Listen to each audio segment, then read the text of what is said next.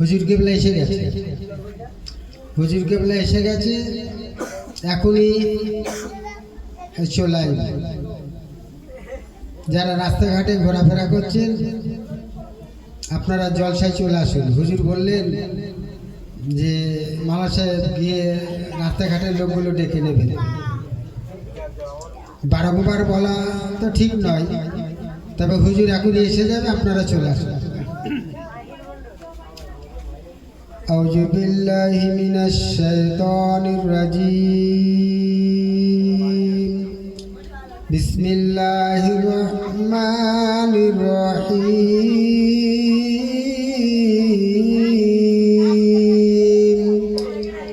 আলহামদুলিল্লাহি রাব্বিল আলামিন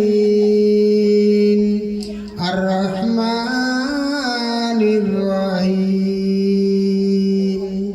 মালিকি ইয়াউমিদ্দিন ইয়্যাকা না'বুদু ওয়া ইয়্যাকা নাস্তাঈন ইহদিনাস সিরাতাল মুস্তাকিম সিরাতাল লাযীনা আন'আমতা আলাইহিম গায়রিল মাগদুবি আলাইহিম ওয়ালাদ-দাল্লিন। আমিন। আমানতু বিল্লাহি ওয়া সাদাকাল্লাহুল আযীম। ইন্নাল্লাহা ওয়া মালাইকাতাহু ইউসাল্লুনা আলান নাবী ইয়া আইয়ুহাল্লাযীনা আমানু সাল্লু আলাইহি ওয়া সাল্লিমু তাসলিমা। সকলে মহব্বতের ভিতরে শরীফ পড়েন আল্লাহ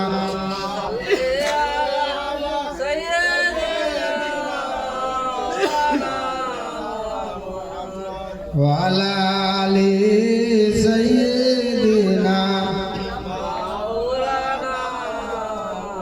নবী রওজা শরীফ, নবী রওজা শরীফ দেখে মন ভরে না।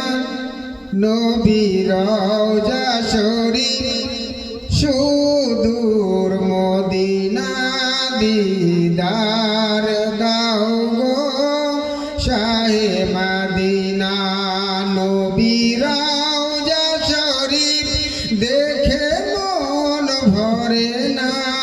নবী রওজা শরীফ সুদূর মদিনা দিদার দাও গো শাহে মদিনা।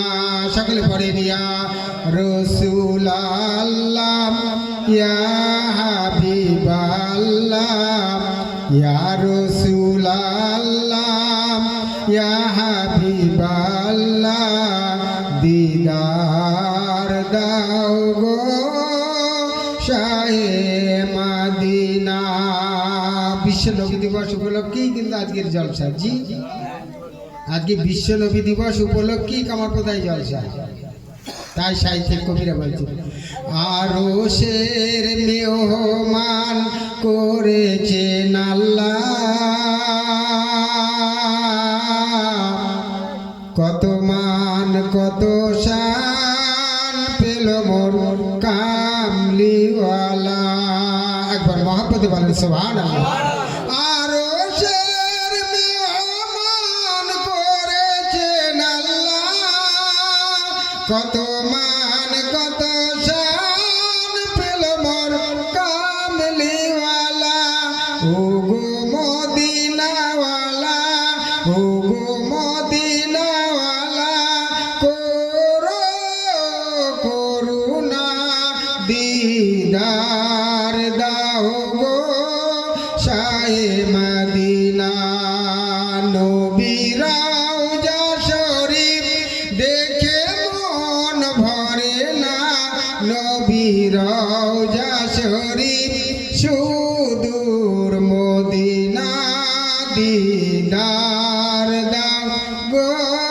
শাহে মদিনা সকলে পড়েন ইয়া রাসূলুল্লাহ ইয়া হাবিবাল্লাহ ইয়া রাসূলুল্লাহ ইয়া হাবিবাল্লাহ দিদার দাও গো শাহে মদিনা জালি মুবারক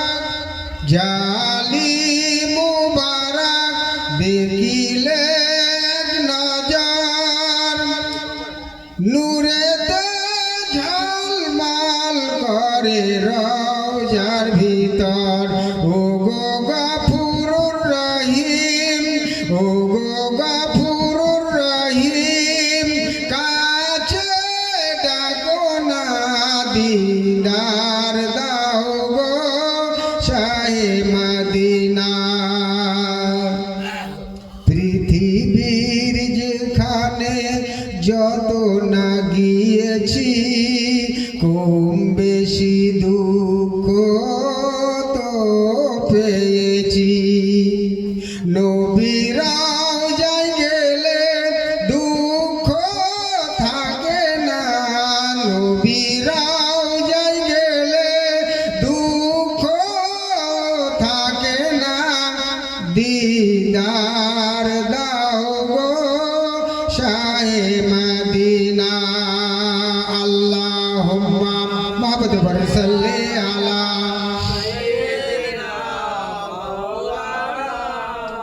ওয়ালা আলি সাইয়্যিদিনা মাওলানা মুহাম্মদ সকলে পড়েন সাল্লাল্লাহু আলাইহি ওয়াসাল্লাম মাশাআল্লাহ জাযাকাল্লাহ পবিত্র জুম্মার রাত আজকে রাতটাতে জুম্মার রাত পবিত্র জুম্মার রাতে কামারপুতা গ্রামে পবিত্র মাহফিলে আল্লাহ আমাদের আসার বসার কিছু বলার বা শোনার আল্লাহ সুযোগ দান করেছেন তার জন্য লাখো শুকরিয়া আমরা সবাই বলি আলহামদুলিল্লাহ আজকে এই জলসার প্রধান অতিথি জনাব হুজুর কিবলা আওলাদে মুজাদ্দিদ দাদা হুজুরের 500 এজাজত 560 জন এজাজত প্রাপ্ত খলিফা ছিল কতজন 560 জন এজাজত প্রাপ্ত খলিফা আর লক্ষ লক্ষ ভক্ত মুরিদ ছিল লক্ষ লক্ষ মানে অসংখ্য কিন্তু আজকে ভক্ত মুরিদ ছিল আর 560 জন এজাজত প্রাপ্ত খলিফা ছিল যেমন বসিরহাটের আল্লামা হুজুর পীর কিবলা সংক্ষেপে বলি তাহলে কত মানুষের পীর তিনি দাদা হুজুর কত মানুষের পীর কিন্তু তা সত্ত্বেও দাদা হুজুর আবার পীর ধরলেন দাদা হুজুরের পীরের নাম কি শাহ সুফি ফতেহ আলাইসি রহমতুল্লাহ আলাইহি জিনার মাজারটা কলকাতার জমিনে মানিকতলা কোন একদিন ফুরফুরা শরীফে আসলেন কে দাদা হুজুরের পীর এইবার দাদা হুজুর খানকা শরীফে বসে রয়েছে মানে খানকা শরীফ আমরা বুঝি দাদা হুজুরের বর্তমান মাজার তার পূর্ব দিকে পুকুর তার পূর্ব দিকে মোস্তফা মাদানী রহমতুল্লাহ আলাইহির হাতে গড়া মসজিদ দাদা হুজুরের 6 পোস্টের দাদা জেনার মাজারটা এই মোস্তফা মাদানী রহমতুল্লাহ আলাইহির মাজারটা যে মেদিনীপুর জেলখানার পাশে আর তার পূর্ব দিকে বললেই চলে মানে একটুখানি বাম দিকে ওই যে গম্বুজতলা যে ঘরটা ওই ঘরটা হলো খানকা শরীফ একবার মহব্বতে বলেন সুবহানাল্লাহ মুজাদ্দিদ জামান দাদা হুজুর পীর কিবলা রহমাতুল্লাহ আলাইহি তিনার পীরকে যখন নাকি দেখতে পেলেন হুজুর কিন্তু দাঁড়িয়ে গেলেন শাহ সুফি ফতেহ আলাইসি রহমাতুল্লাহ আলাইহি হুজুর টুক টুক টুক টুক করে দাদা হুজুরের নিকটবর্তী হলেন হকুল মুসলিমি ওয়াল্লাল মুসলিমিন খামসাতু রাব্দুস সালাম মুসলমানের হক হলো দেখা হলে পরে সালাম দেবে হাতে হাতে মুসাফা করবে ইয়াগফিরুল্লাহু লানা ফিদ দুনিয়া ওয়াল আখিরাত যেমন আমরা কামারপুদা জলসাতে একত্রিত আল্লাহ যেন দয়ার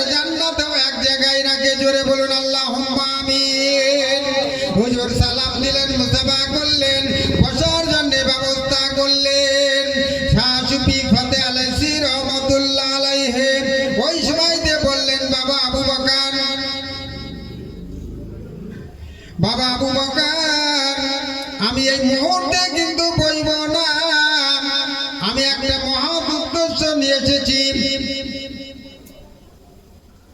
দাদা হুজুর বললেন আমার পীর কি উদ্দেশ্য একবার বললেন বলুন।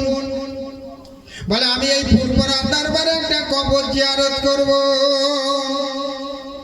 একটা কবর জিয়ারত করার উদ্দেশ্যে এসেছি, এই মুহূর্তে আমি বইব না, কবরটা জিয়ারত করার পরে এসে বসবো। দাদাজি বললেন হুজুর তাহলে আমি কি আপনার সাথে যাব না?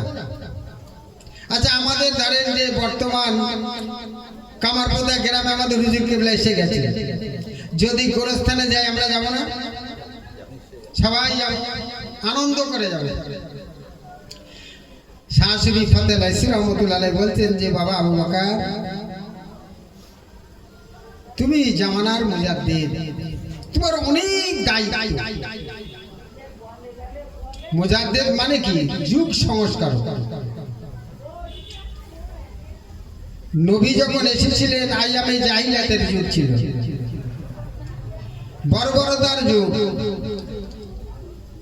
সেই যুগে রসুলকে আল্লাহ পাঠিয়েছিলেন। আমার নানু ভাই বলছিলেন নবী সম্পর্কে খুব সুন্দর লাগছিল, খুব ভালো লাগছিল, কিন্তু হুজুর কেবলা এসে মানে দেখেন না এসে গেল।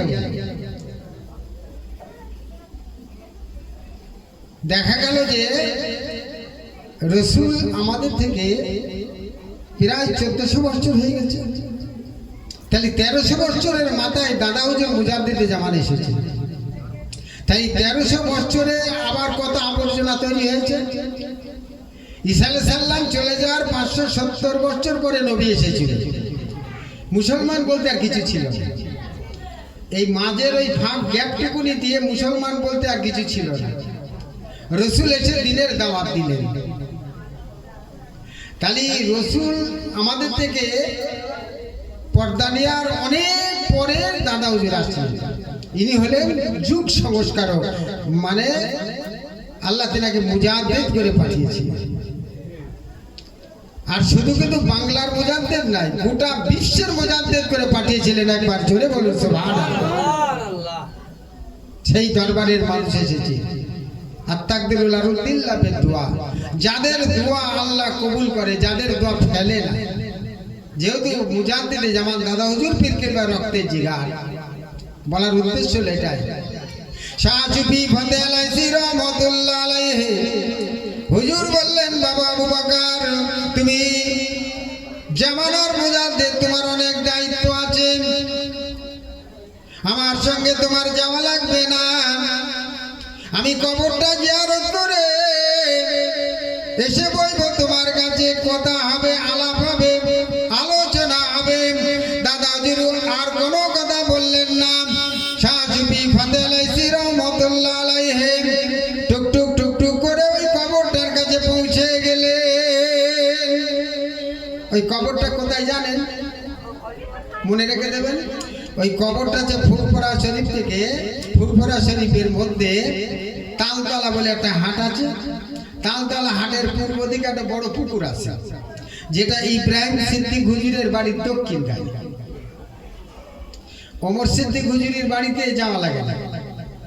এদিকে আব্বাস সিদ্দিকের বাড়ি, হযরত হাসান সিদ্দিক হুজুরের বাড়ি, এদিকে ইব্রাহিম সিদ্দিক হুজুরের বাড়ি, আর ঠিক তার দক্ষিণ ওই পুকুরটা। ওই পুকুরের পূর্ব দক্ষিণ কোণানে ওই কবরটা।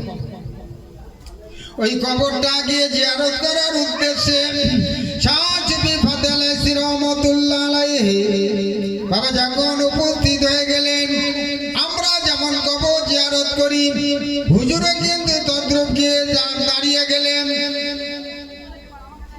সালাম দিলেন। সালাম দেওয়ার পরে কোন উত্তর পেলেন না, আবার সালাম দিলেন, কোন উত্তর পেলেন না, আবার সালাম দিলেন, কোন উত্তর পেলেন না। আমরাও তো কবর জিয়ারত করি, জি আমরা কবর জিয়ারত করে আসসালামু আলাইকুম ইয়া আহলুল কবর, কবরবাসীর একটু সালাম দিলাম, সূরা ফাতিহা শরীফ, কুল শরীফ, দরুদ শরীফ পড়লাম, দোয়া করলাম, মুনাজাত করলাম, ছেড়ে দিলাম। আচ্ছা কবরবাসীর হকিকত হাওলাত আমরা বুঝতে পারি? আমরা কি ওই দরজার মানুষ? আমরা কত বড় মানুষ? কিন্তু শাহ সুফি ফাতেহ লাইসি রহমাতুল্লাহ আলাইহি যিনি ছিলেন রসুলে নামা, আর দাদা হুজুর যাকে পীর বলে মেনে নিয়েছিল, তাহলে কত বড় দরজার মানুষ না হলে তো, কত বড় দরজার মানুষ না হলে তো দাদা হুজুর পীর বলে মানেননি। তো ওই সময়তে দেখা যায় যে কোনো উত্তর পেলেন না। এইবার উনি চোখটা বন্ধ করে নামাজের ন্যায় দাঁড়িয়ে অন্তর চোখ, একে চন্দ্র দুই পক্ষ তিনে নেত্র, এই অন্তর চোখটা কবরের মধ্যে ঢুকিয়ে দিলেন। একবার মহাব্বতে বলেন সুবহানাল্লাহ। একটু দরুদ শরীফ পড়েন, আল্লাহুম্মা সাল্লি আলা মাওলানা মুহাম্মদ ওয়া আলা আলি সাইয়্যিদিনা মাওলানা মুহাম্মদ। पैगंबर करो जब देखा दे खुदाया, दरे मदद से मिला दे खुदाया, शराबे मोहम्मद मिला दे खुदाया, पैगंबर करो जब देखा दे खुदाया। अल्लाहुम्मा सल्ली अला सय्यिदिना व मौलाना मुहम्मद व अला आलि सय्यिदिना मौलाना मुहम्मद। अल्हम्दुलिल्लाह।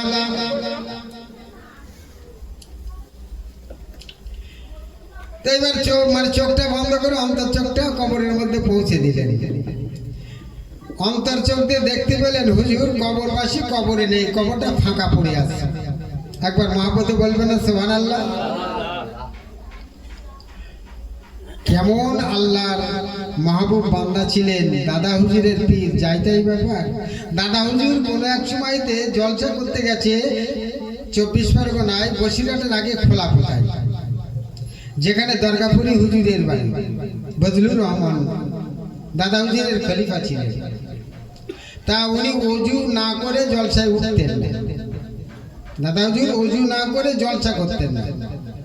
তা বলছে বাবা একটু পানি নিয়ে এসো, একটু ওযু কর। তাই সঙ্গে সঙ্গে আমাদের ধরেন এই যে হুজুর কেবলা এসেছেন, যখন আসবে যদি বলে যে বাবা এখন যেতে হবে, বলে জি হুজুর ঠান্ডার সময় তো গেলে ভালো হয়, আপনারা আমরা কি বলবো, তো বাবা একটু পানি নিয়ে এসছি। তো আমরা তো তাড়াহুড়ো করে পানি নিয়ে দেবো। তো এটা টুল আর পানি, এবার পরিষ্কার জায়গা, আমরা তো নোংরা জায়গায় দেবো না, দেবো বলেন, পরিষ্কার জায়গায় বসে দিয়েছি। দাদা হুজুর বলতেন যে বাবা ওই টুলটার পানিটা সরিয়ে নিয়ে চল। তা বলছে কেন হুজুর ওযু করবে? তা বলতে যে ওযু করবো বটে, তবে ওই জায়গাটা। তা হুজুর যেই বলেছেন সরিয়ে নিয়ে গেছে। তার মধ্যে কিছু মানুষ তো বিচক্ষণ ব্যক্তি থাকে, বলছে হুজুর ওই জায়গায় যে ওযু করবেন না কেন, ওযু করার পরে আমাদের একটু বলবেন। দাদাজি বললে ইনশাআল্লাহ, আল্লাহ যদি বলার তৌফিক ইনাত করে বলবেন। ওযু হয়ে গেল, বলে হুজুর ব্যাপারটা কি? তা বলছে ওই জায়গাটা না একটা মানুষের কবর আছে, একবার জোরে বলুন সুবহানাল্লাহ। পরের বছরে বসিরহাটের হুজুর কিবলা নিয়ে এসেছে, ওই বছরের দাদা হুজুর আনে না। বসিরহাটের হুজুর আসার পরে এইবার উনিও ওযু ছাড়া তো জলসায় ওঠে না। এইবার বলছে যে বাবা জলসায় উঠতে হবে, বলছে জি। তা বলছে বাবা একটু পানি নিয়ে ছোট ওযু করে নি। ঠিক ওই জায়গাটাই বসিয়ে দিয়েছে। বসিরহাটের আল্লামা হুজুর পীর কিবলা রহমাতুল্লাহ আলাইহি ওই সময়তে বলতেন বাবা পানি আর টুলটা সরিয়ে নিয়ে যাও, ওই জায়গায় আমি ওযু করব না। তা বলছে কেন হুজুর ওই জায়গাটা ভালো জায়গা? বলছে না বাবা সরিয়ে দিয়েছে। তা বলছে হুজুর ওখানে ওযু করার পরে কেন ওযু করবেন না একটু বলতে হবে। বলে আল্লাহ যদি বলিয়ে নাই বলবেন। ওযু হয়ে গেছে, তা বলছে যে বাবা ওই জায়গাটা একটা মানুষের কবর আছে, একবার জোরে বলুন সুবহানাল্লাহ। যেমন পীর তেমন মুরিদ, বুঝতে পেরেছেন? যেমন পীর তেমন মুরিদ। আজকে সে দাদা হুজুরের কলিজার টুকরো মেজি হুজুর পীর কিবলা রহমাতুল্লাহ আলাইহি কলকাতার যেখানে ওয়াকাফ বোর্ড, যেখানে ইমামদের মাইনে আসে ভাতা, ওখানে কিন্তু বড় হুজুর আর মেজ হুজুরের একটা বাড়ি ছিল। এই ওয়াজ আপনারা শুনেছেন। যখন টিপু সুলতান মসজিদে আজান হচ্ছে, তো ওই সময়তে হুজুর নামাজ পড়ার উদ্দেশ্য করে এবার রওনা দিলেন। টিপু সুলতান মসজিদের দক্ষিণ দিকেও মসজিদ উঠা যায়, পূর্ব দিক দিয়েও মসজিদ উঠা যায়। তো একটা ঘা পাঁচরা মানুষ ওই মসজিদের গেটের কাছে। হুজুর ওই সময়তে দাঁড়িয়ে গেলেন, আর মুরসিল্লিরানা দেখে বলছে যে মেজো হুজুর পীর কিবলা আসছে। টিপু সুলতান মসজিদের ইমাম সাহেব ছিলেন জনাব মাওলানা বরকত আলী সাহেব, যিনি আলিয়া মাদ্রাসার প্রিন্সিপাল ছিলেন। বললো আজকের আসরের নামাজটা মেজো হুজুর পীর কিবলা পড়াবে। যাই হোক, ওই সময়তে দেখা গেল যে মেজো হুজুর ওই ঘা পাঁচরা মানুষটার কাছে দাঁড়িয়ে যখন নাকি আলাপ করলেন, আর সঙ্গে সঙ্গে ওই মানুষটার ঘুম ভেঙে গেছে। এবার দেখে মেজো হুজুর পীর কিবলার সঙ্গে সঙ্গে হাতে হাতে মুসাফা করলেন, করে ওই জায়গা থেকে ওই ঘা পাঁচরা মানুষটা উঠে চলে গেলেন। মেজো হুজুর পীর কিবলা দাঁড়িয়ে থাকলেন। ওই মানুষটা আবার যে আসলো, মেজো হুজুর পীর কিবলা মসজিদের মধ্যে প্রবেশ করলো। জনাব মাওলানা বরকত আলী সাহেব সঙ্গে সঙ্গে জায়গা ছেড়ে দিলেন, আসরের নামাজ পড়িয়ে দিলেন, মুখ ঘুরিয়ে দোয়া করে দিলেন। একটা গুঞ্জন আলোচনা মেজো হুজুর পীর কিবলা বুঝতে পারলেন। বলছে বাবা, তোমরা জানো কিছু আমাকে প্রশ্ন করবে, কিছু জিজ্ঞাসা করবে? তা বলছে হুজুর, ওই ঘা পাঁচরা মানুষটার পাশে আপনি কেন দাঁড়িয়েছিলেন? ওখানে মানুষ দাঁড়াইনোর গাদে গন্ধ বেরোয়, আপনি একটা পাক দরবারের মানুষ। তো ওই সময় বললেন যে বাবা, ও মানুষটা তোমাদের চোখে পাগল, কিন্তু ওটা আল্লাহর কুতুব। একবার জোরে বলুন সুবহানাল্লাহ। তা বলতে যে যদি আল্লাহর কুতুব হয়ে থাকে, তা আপনি ওখানে দাঁড়িয়ে থাকলে মানুষটা উঠে চলে গেল। আবার কিছুক্ষণ পরে আসলো, তো মানুষটা কোথায় গেল, কোথায় গিয়েছিল? মেজো হুজুর পীর কিবলা রহমতুল্লাহ আলাইহি বলেছিলেন, বাবারা বাবারা বাবারা, ওই মানুষটা কিন্তু সাধারণ মানুষ নয়। ওই মানুষটা কিন্তু আজকে কারো বছরে জোহরের নামাজ পড়তে পারিনি, যার কারণে যখন নাকি আমার পায়ের শব্দ পেল, ঘুমটা তার ভেঙে গেল, তাকিয়ে দেখলো আসরের সময় হয়ে গেছে, জোহরের নামাজ আর কলকাতার জমিনে হবে না। কিন্তু কলকাতার জমিনে যখন আজকে আসরের সময় হয়, ওই সময়তে মক্কা মদিনা শরীফে জোহরের সময় পাওয়া যায় 2.5 ঘন্টা ডিফারেন্স। আমরা যখন জীবন নাকি 23 সালে যখন আমরা গেলাম, তা যখন ফোন করে তাই জিজ্ঞাসা করে, স্বাভাবিক একটা মনের কৌতূহল। আমরা বলে এখন ওখানে কটা বাজে? আবার যারা ছেলে ফোন করছে বলছে আপা ওখানে এখন কি করছো? এই তো জোহরের নামাজ পড়ার জন্য প্রস্তুতি নিচ্ছি। বলছে আমাদের এখানে তো আসরের আজান হয়ে গেছে। এতটা ডিফারেন্ট। হুজুর ওই সময় দিয়ে বললেন, বাবারা বাবারা, ওই মানুষটা কিন্তু সাধারণ মানুষ নয়। ওই মানুষটা গোটা কলকাতার দায়িত্ব নিয়ে থাকে। একবার জোরে বলুন সুবহানাল্লাহ। কেমন ধরনের মানুষ? আমরা তো কত পাগল মানুষ দেখি নাকি বলেন? আমরা অনুভব করতে পারি যে মানুষটার মধ্যে কি আছে। দাদা হুজুরের পীর শাহ সুফি ফতে আলাইহি রহমাতুল্লাহ আলাইহি চোখটা বন্ধ করে নামাজের ন্যায় অন্তর চোখটা কবরের মধ্যে ঢুকিয়ে দিলেন। কবরবাসী কিন্তু কবরে নাই দেখতে পেলেন। অন্তর চোখটা গোটা ফুরফুরা শরীফ ঘুরিয়ে দিলেন, কোথাও পেলেন না। তারপরে এইবার বিভিন্ন জায়গায় কিন্তু ঘোরাতে শুরু করলেন।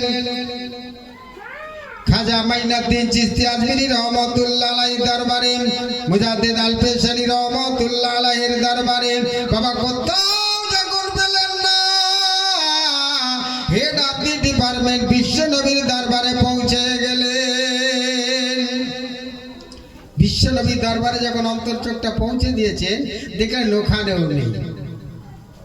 আরে আল্লাহ, এই মানুষটা গিয়েছে কোথায়? এই কবরবাসীটা গিয়েছে কোথায়? তো ওই সময়তে তিনি চিন্তা করলেন যে এই মানুষটা কোথায়। এইবার অন্তর্চোখটা এবার আসমানের দিকে থড়ো করছে, ওপরের দিকে তুললেন। প্রথম আসমান, দ্বিতীয় আসমান, তৃতীয় আসমান, চতুর্থ আসমানে যখন তুলে দিয়েছেন, বাবা প্রথম আসমানে পেলেন না, দ্বিতীয় তৃতীয় আসমানে পেলেন না। আমরা যেমন কাবার দিকে মুখ করে, অর্থাৎ আমরা এখান থেকে পশ্চিম বলি, যেহেতু কাবা শরীফটা মক্কা শরীফটা আমাদের এখান থেকে পশ্চিম দিকে পড়ে, আমরা কাবাকে কেন্দ্র করে যেমন নামাজ পড়ি, আল্লাহর মালাইকা ফেরেশতারা তারাও কিন্তু আল্লাহর বান্দিগি করে, তারা আল্লাহর প্রার্থনা করে, আল্লাহর ইবাদত করে, তাদেরও কিন্তু কাবা আছে। এই কাবা শরীফটা হলো ফেরেশতাদের বাইতুল মামুর। বাবা যেটা অবস্থান কিন্তু চৌঠা আসমানে, এই ফুরফুরার এই কবরবাসীটা ওই চৌঠা আসমানে ফেরেশতাদের এইভাবে বসে নিয়ে বক্তব্য রাখছেন। জোরে বলুন সুবহানাল্লাহ।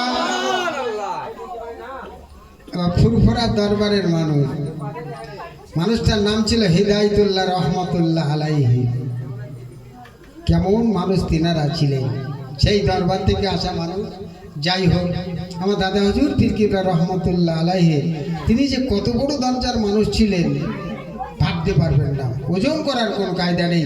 25টা বছর মৌতের আগে কবর খুঁড়ে রেখে দিয়েছিলেন। মৌতের 25 বছর আগে কবরটা খুঁড়ে রেখে দিয়েছিলেন, আর 25 বছর ওই কবরের মধ্যে তাহাজ্জুদের নামাজ পড়তেন। একবার জোরে বলুন সুবহানাল্লাহ।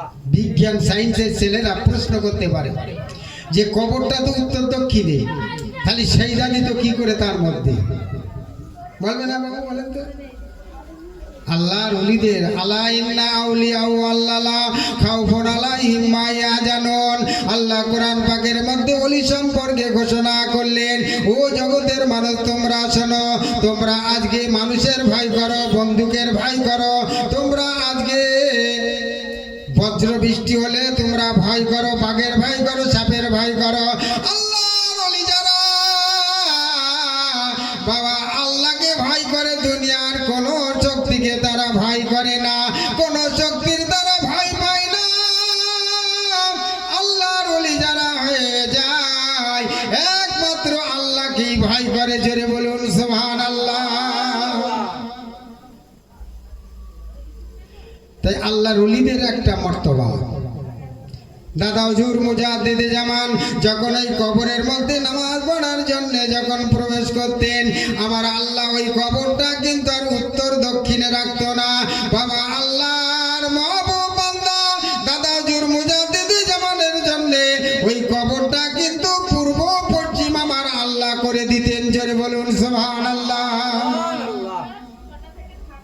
3রা চৈত্র শুক্রবারে 1365 সালে দুনিয়ার জমিন থেকে যখন বিদায় নিলেন, লক্ষ লক্ষ ভক্ত মুরিদেরা বাবা দাদা হুজুরের দাফন করার জানাজার কাজে কিন্তু শামিল হয়েছিলেন।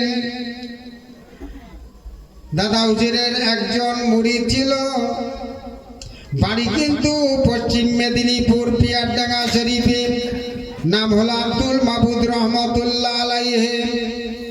এবং ওখানে আর একজন কিন্তু দাদা হুজুরের মুরিদ আছেন, যেনার নাম পীর আহমদুল্লাহ। এই পীর আহমদুল্লাহ হুজুর কিন্তু পিয়ারডাঙ্গা শরীফে দাদা হুজুরের আত্মীয় হয়েছিলেন, মুরিদ তো ছিল আবার আত্মীয় হয়ে গিয়েছিল। আবার পিয়ারডাঙ্গা পীরভূমি জায়গা, ওই জায়গায় শুয়ে আছেন আব্দুল মাবুদ রহমতুল্লাহ আলাইহি। দাদা হুজুরের দাফন করার পরে সকল মুরিদানরা চলে আসলো, আব্দুল মাবুদ রহমতুল্লাহ আলাইহি কবরের কাছে দাঁড়িয়ে গেলেন। সবাই বলছে ভাই আব্দুল মাবুদ, দুনিয়ার জমিনে মানুষ তো মরণশীল, নবীরা চলে গেছে, ওলিরা চলে গেছে, পীরিরা চলে গেছে, আমাদের পীর দাদা হুজুর মুজাদ্দিদে জামান আমাদের থেকে পর্দা নিয়েছে। বাল্লা হায়া ওয়ালা কিল্লা তাশুরুন, মরিনি মরিনি, মরার চিন্তা করেন না। আল্লাহর আল্লাহওয়ালারা আল্লাহর মাহবুব বান্দারা কিন্তু মরে না, তাই আমাদের থেকে পর্দা নিয়েছে, দুঃখ হলেও কিছু করার নেই। ভাই আব্দুল মাবুদ চলে আসুন, চলে আসুন। ওই সময়তে আব্দুল মাবুদ রহমতুল্লাহ আলাইহি বলেছিলেন, ভাই যান আপনারা যান, আমি একটু বাদে যাব। আমরা যাকে পীর বলে গ্রহণ করেছি, পীর বলে মেনে নিয়েছি, আজকে করার পরে আল্লাহর মালাইকা ফেরেশতারা কেমন ব্যবহার করে আমি একবার দেখব। বাবা আমি আমির হামজা মারা গেলে পরে আমাদের ইমাম সাহেব বলেন বা যেই হোক বলেন, আমার রেখে দেওয়ার পরে ফেরেশতারা এসে কেমন ভাবে প্রশ্ন করবে বলে দিতে পারবে? বা অন্য কোনো মানুষ মারা গেলে পরে আমরা যখন নাকি দাফন করব তারপরে সবাই চলে আসবে, আমি আমির হামজা দাঁড়িয়ে যাব, বলতে পারবো?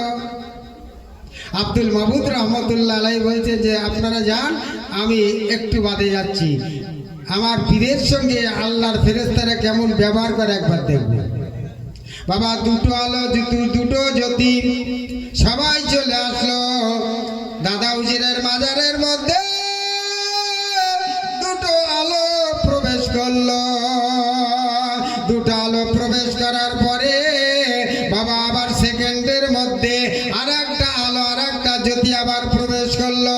প্রথম যে আলো দুটো প্রবেশ করেছিল দাদা হুজুরের মাজারের মধ্যে, বাবা ওই পরের যে আলোটা যে প্রবেশ করলো সঙ্গে সঙ্গে ওই প্রথম ঢুকা জ্যোতি ওই আলো দুটো তারা ফুরুত করে বেরিয়ে গেল। কেতাবে পাওয়া যায় প্রথম যে আলো দুটো ওই আলো দুটো ছিল মানকিরি নেকের ফেরেশতা, আর পরে যে আলো প্রবেশ করেছিল ওটা অন্য কেউ নাই, ওটা ছিল আমার নবী মুহাম্মদুর রাসূলুল্লাহ। একবার মহব্বতে বলেন সুবহানাল্লাহ। নবী যেখানে বিচার নেই সেখানে, এক কথা, নবী যেখানে বিচার নেই সেখানে।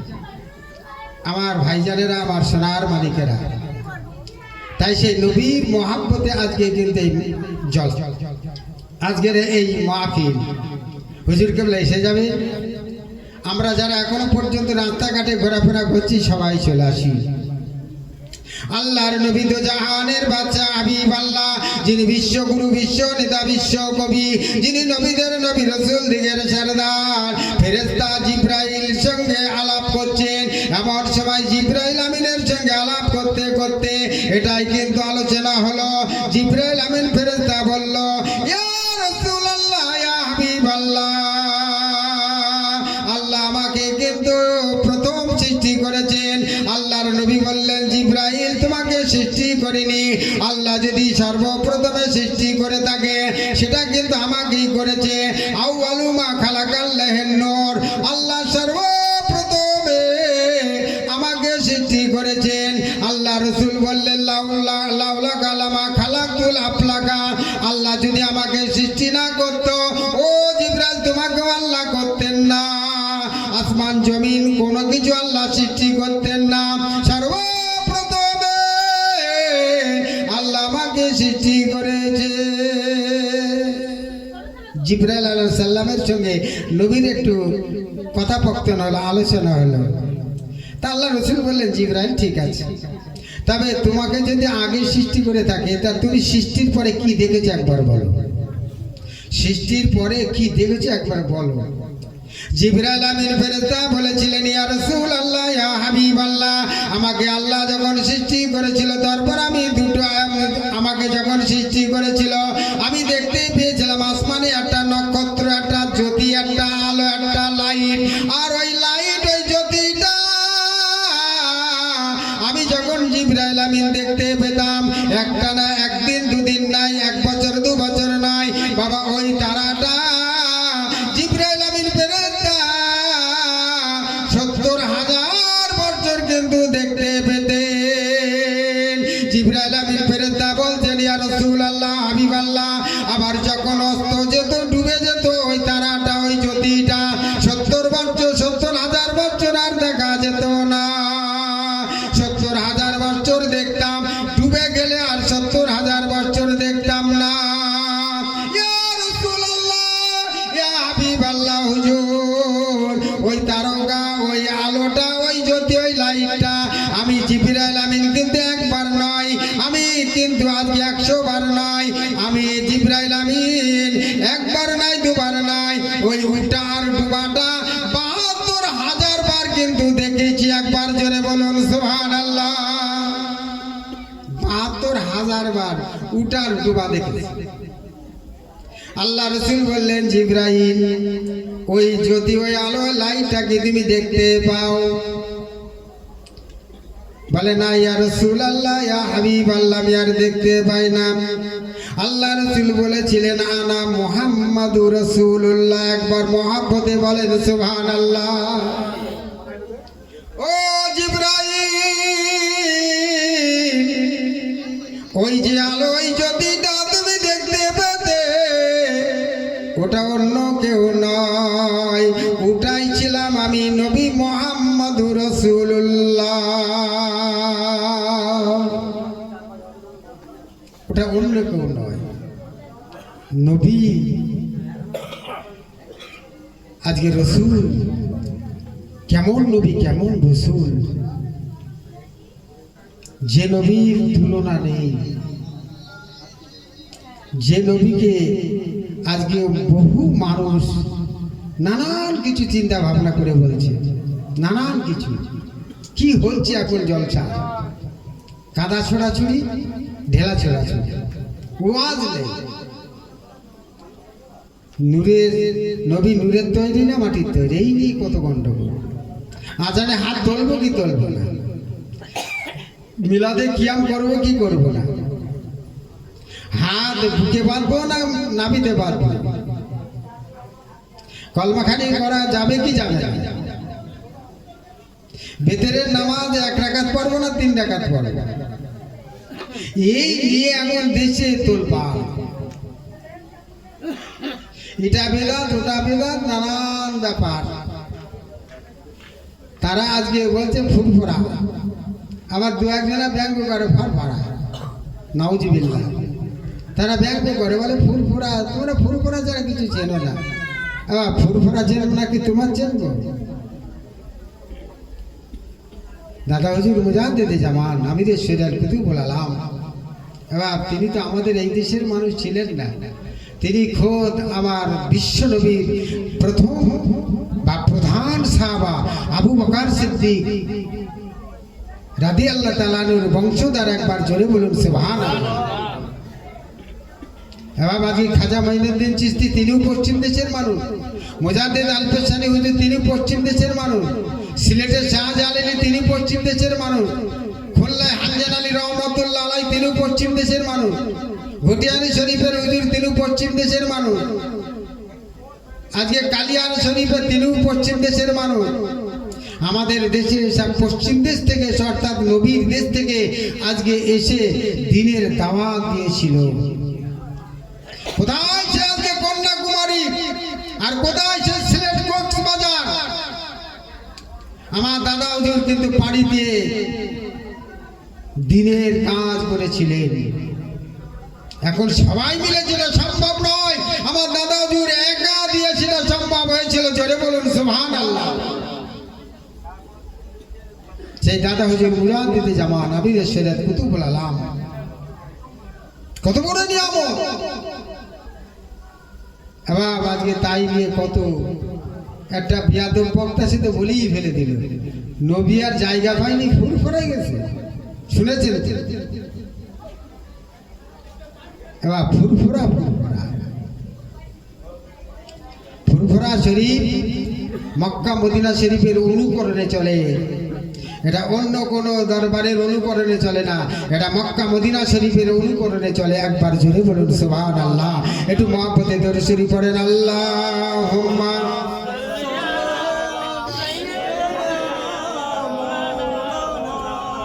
ওয়ালা আলি সাইয়্যিদিনা মাওলানা মুহাম্মদ। কবে তুমি হাই ডাক দিবে বলো তোমারই আদর কোলে, তোমারই বক্ষে ঘুমায় পড়িব বিশ্বের মায়া ভুলে। হায়াতি যেদিন ফুরায়ে যাবে মিটিবে সকল আশা, প্রাণ পাখি মোর উড়িয়া যাইবে শূন্য রবে খাঁচা আয় আয় বলে ডাকবে যখন কইব না আর কথা মুখখানি মোর বন্ধ হইবে নড়বে না চোখের পাতা অতি আদরের নবীজিকে তুমি পাড়ায়াছো যে ঘুম আর হাসান হুসাইন কেঁদেছিল তারা নিরালাই নিঝুম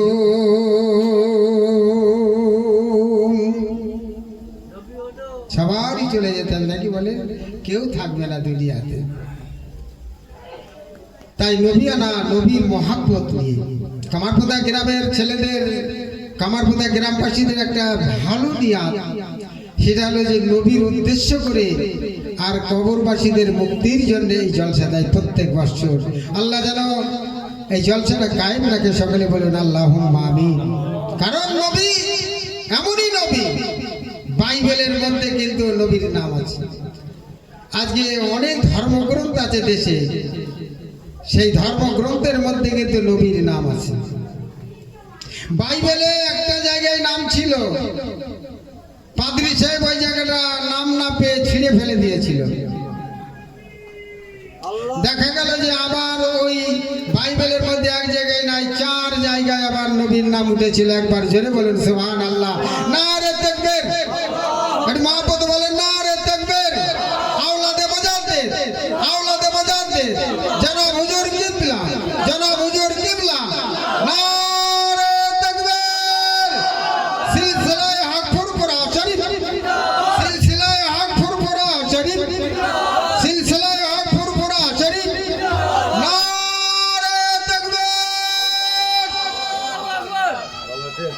যারা এখন আশেপাশে অধীর অপেক্ষা করছেন হুজুর কেবলা এসে গেছেন ইনশাআল্লাহ সকলেই চলে আসুন মাহফিলে চলে আসুন সকলেই মাহফিলে চলে আসুন আল্লাহুম্মা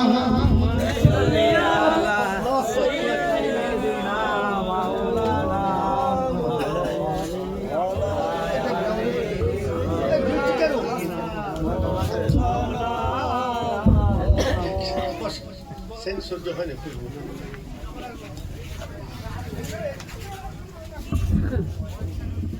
আল্লাহ আল্লাহ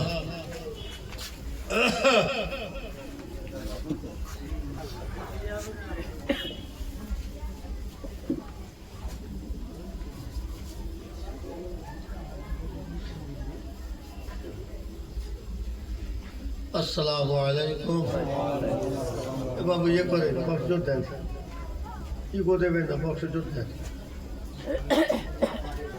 প্যারে হাজিরিন মুখের কাছে দেবেন তো আমার জানা আছে দেন না আমি সরে গেল তো হয়ে যাবে আপনি ওখানে জোরটা দেন আমার